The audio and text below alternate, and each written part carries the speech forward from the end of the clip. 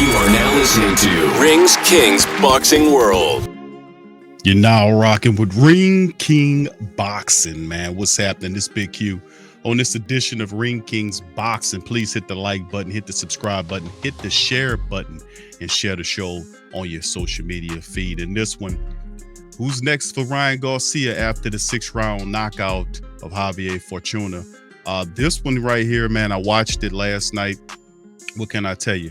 I suspected Garcia would knock Javier out within the first 7 rounds. I heard a lot of the tough talking that Javier was doing, but his fight plan was totally for Ryan Garcia. I mean, he had a few good moments in the fight where he was able to land a few shots on Ryan Garcia, but Ryan was never in any danger from Javier. And of course, he gets him out of there in 6 rounds. He peppered them up, hit him with some powerful shots. And like I said, this was a good win for Ryan Garcia.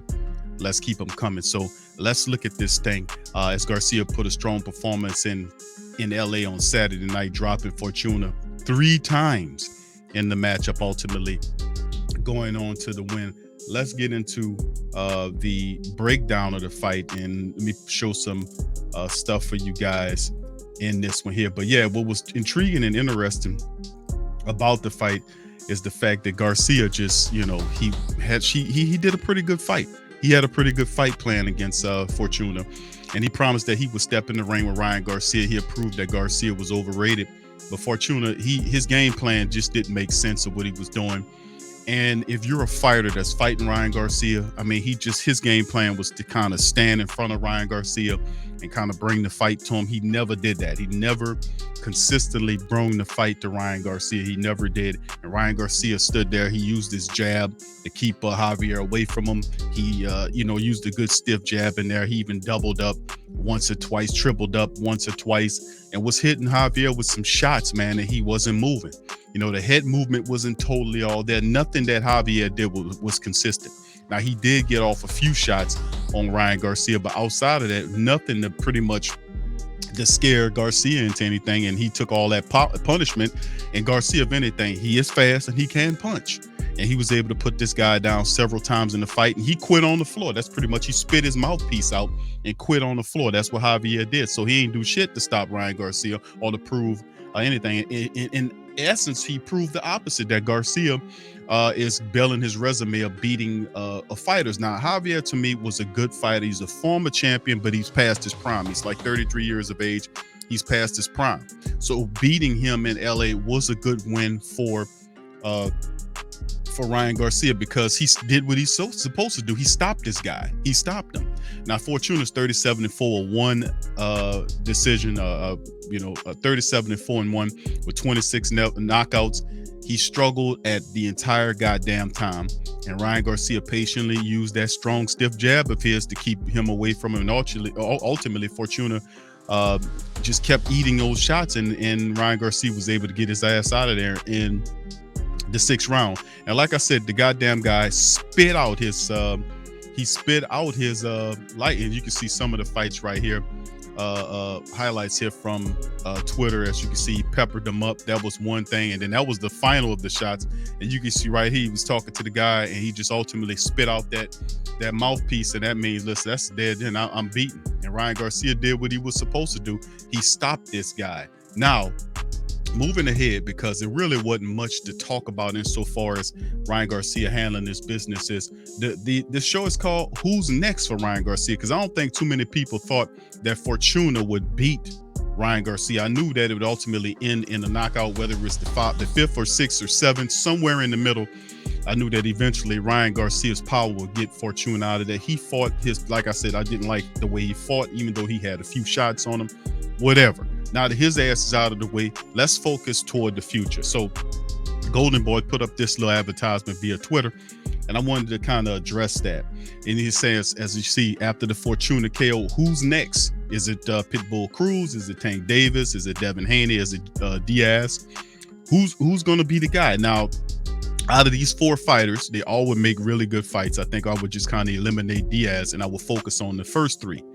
Number 1, Ryan Garcia. If you asked him who he wants Tank Davis. He wants Tank Davis. He wants Tank Davis. It was a interview that guys seen with Mike Tyson, had Tank Davis on the phone, and Ryan Garcia was there, and Tank was saying some stuff and getting some stuff going. Now listen, even though that would be a nice fight, it would be a championship bout, and that's pretty much what Ryan Garcia wants. He wants a championship shot against Davis. And listen, a lot of people saying it's not so, that's not going to happen. Nah, he's not going to get a fight. Tank is not going to give him an opportunity.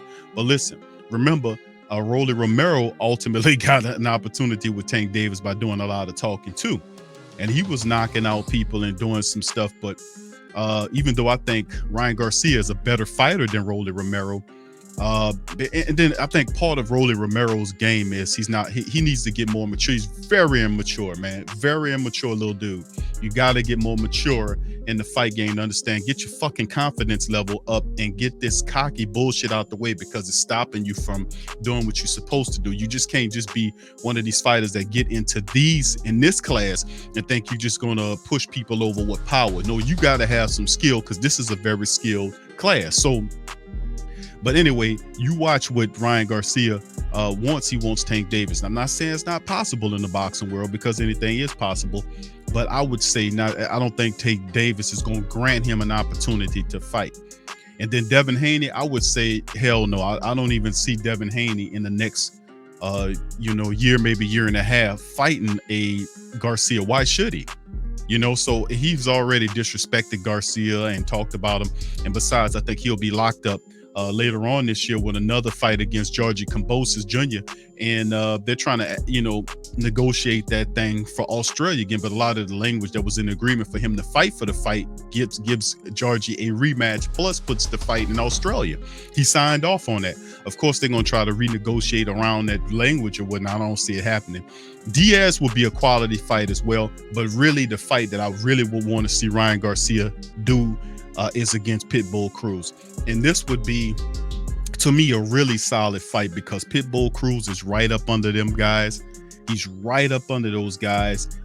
Tank Davis went the distance with Cruz. Of course, Tank hurt his hand. Cruz came in that thing, and a lot of people really discovered Pitbull Cruz for the first time. I knew he was a savvy little fighter. He's a guy that gets busy. He hits, and Pitbull Cruz has a chin. He's a busy fighter, and a lot of people like Pitbull Cruz because he'll make you get it out of the mud.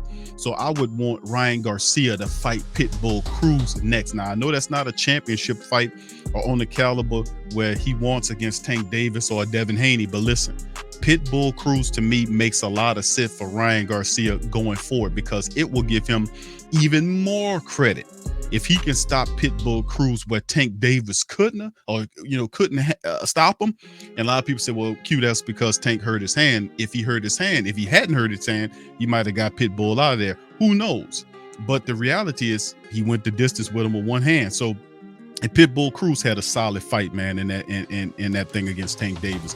Really respectable and a very good showing that put him on the map. So Ryan Garcia, to me, and I was speaking right at you, Ryan, if you want that respect, and if you can't tackle a Tank Davis fight or a Devin Haney fight, I think the really good fight, a respect fight, would be against Pitbull Cruz. And that would set you up on the floor for getting a championship fight if you stop Pitbull Cruz.